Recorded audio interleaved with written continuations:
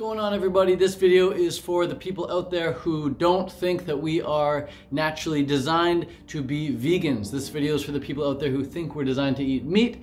I have yet to come across a single convincing sentence, a single convincing paragraph, a single convincing page, a single convincing conversation that points in the direction of humans being meat eaters by nature. We are not meat eaters by design at all. Let me explain how, let me explain why. I took some notes down here, so if you see me looking down, it's because I'm looking at my notes. I've got a list of convincing reasons to show you, to prove to you, to remind the vegans who are already vegan that we are vegan by design. We are naturally frugivorous animals. We thrive on fruit. Yeah, we can also thrive on beans and lentils and squashes and yams and sweet potatoes and a bunch of other cooked food, but fruit is our optimal food, and meat is the furthest thing from our optimal food. If we eat just meat, we will die, man. Check it out. So all carnivorous animals, every single carnivorous animal has 4 feet and paws. It's 4 paws. They walk on all fours. Every carnivore. Every single carnivore walks on all fours. Do humans? No. Why would we be the only animal, the only carnivore, the only omnivore even, that walks on 2 feet? It's just insane. Every animal in nature that's a carnivorous animal, even omnivorous animal, they walk on all fours. The other thing that all carnivorous animals have in common is they've all got sharp claws. Humans do not have sharp claws. Even if we grow our fingernails out, what happens? They start to curl. Go on Google, type in world's longest fingernails. You'll see they're all long, curly fingernails. We don't have sharp claws at all. We got these flat nails. So the other thing all carnivorous animals have in common is their intestinal canal is 3 times the length of their bodies. You take a dog and you stretch out the intestines, you'll find that the intestinal tract is 3 times the length of the dog. You take a bear, you stretch out the intestines, you find that the intestinal length is 3 times the length of the bear's body. Humans, 12 times the length of the body. Our intestinal tract is 4 times the length of a carnivorous animal's intestinal tract, because we need a super long intestinal tract to make sure we absorb all the nutrients from the plant as they pass through. Whereas a carnivore, the intestinal tract is much shorter so that the dead animal can go in and out really, really quickly without putrefying, without rotting. The other thing about a carnivorous animal's digestive system is that a carnivorous animal's digestive system is very, very acidic. Acidic mouth pH, acidic stomach acid, very acidic urine. That's why when a dog pisses on the grass, it goes yellow.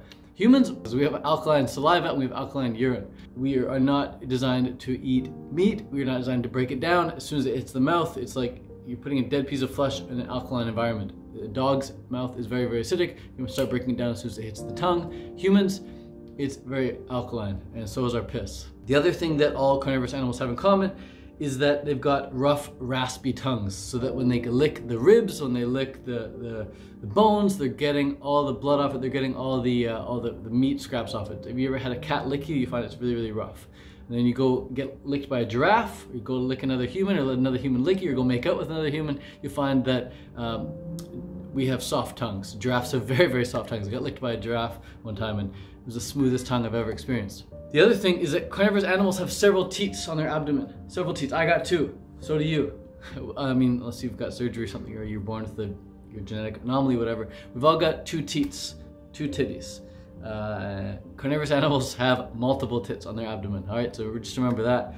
Carnivorous animals have extremely strong hydrochloric acid in their stomach to break down that dead animal that's inside them, whereas humans, we have stomach acid 20 times weaker than a carnivore. Why would we have stomach acids 20 times weaker than a carnivore if we're designed to eat meat? Because we're not designed to eat meat. We're designed to just simply break down mangoes and break down peaches and plums and nectarines and sure, if you want some spinach and lettuce and things like that. We're designed to break down plants. We don't need super, super strong acids like carnivorous animals do. The other thing is that carnivorous animals have pointed molar teeth. We, of course, have a blunt, unsharpened molar teeth. That's just super basic. Good molars, flat. Carnivorous animals have like massive fucking canines. They're just, you can see it in a cat, you can see it in a dog. Just pull up a tooth and you'll see it. Humans, super obvious, just look at our teeth. The other thing is carnivorous animals, their jaws cannot move like this. Only go up and down. Humans go side to side and up and down. But when we go up and down, can't open it very wide. Carnivorous animals, they go in for the... Sorry about that, my phone just cut out. I was saying when carnivorous animals go in for the kill, they go in with their mouth wide open, and they're able to just chomp on the animal and kill it just like that. They're not afraid to use their face as their weapon. Humans, we don't want anything to do with getting our face in the mix, man. We want to keep away from our face. When we're fighting people, we're like, yo, keep away from the face. We don't want anything to do with hitting the face. We get hit in the face, we get knocked out. If you've ever accidentally kicked a dog while playing catch with the dog or something, or you're playing soccer with the dog, you accidentally kick the dog's face instead of the soccer ball.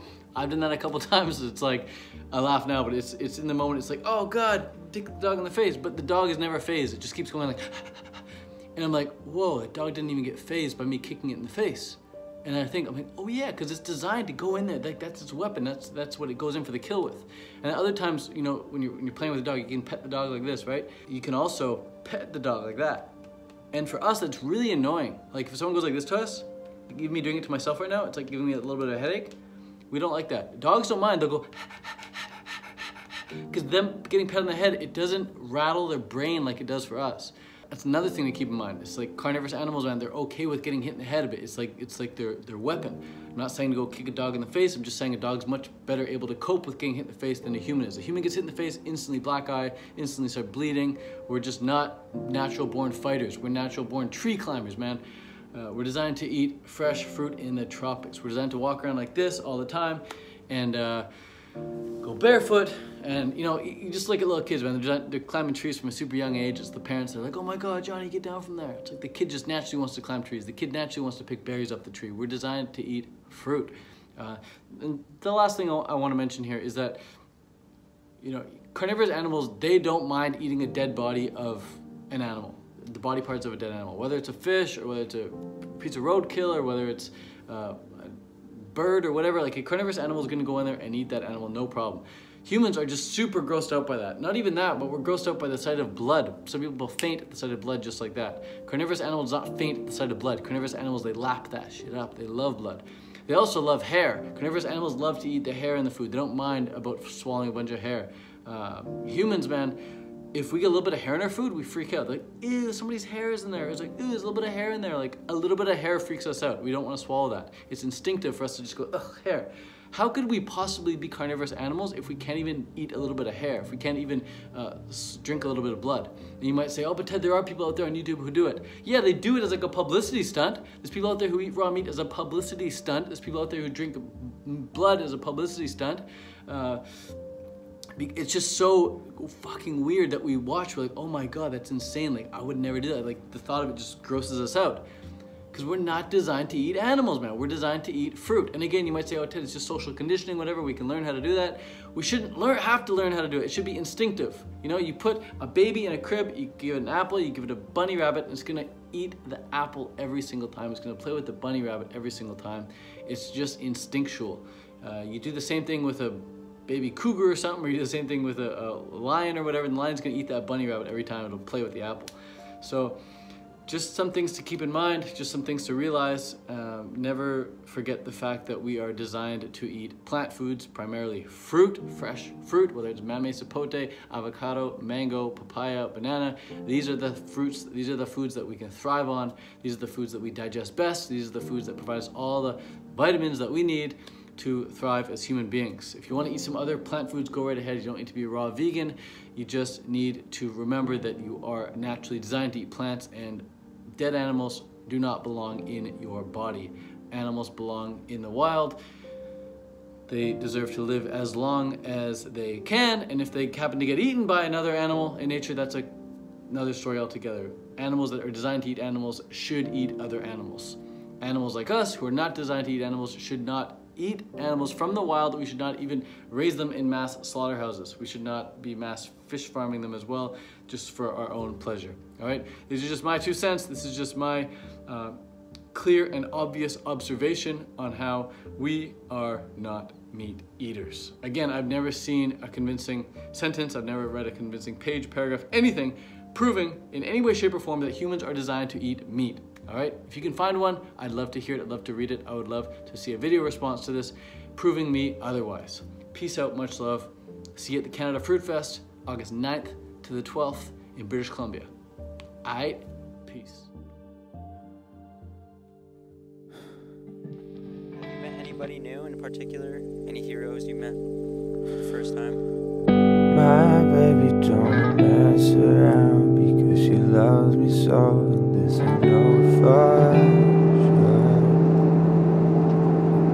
sure. But does she really want it, but can't stand to see me walk out the door? Don't try to fight the feeling, cause the thought alone is killing me right now. And thank God for Mom and Dad for sticking two together, cause we don't know how.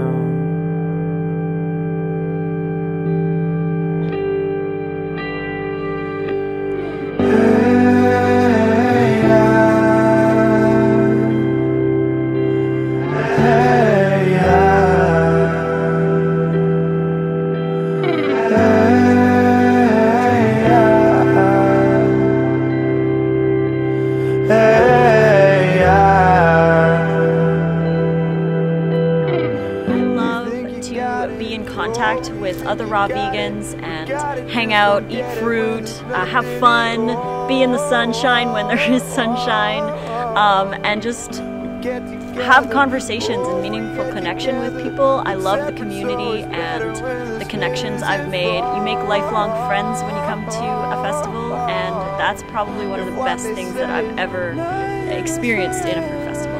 If you've never attended a fruit festival before, they are like camp. You get to come and experience an amazing event with a bunch of people. You get to experience the raw vegan diet. When we know we're not happy here.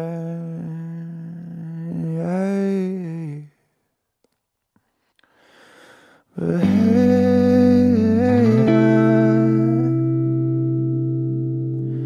hey,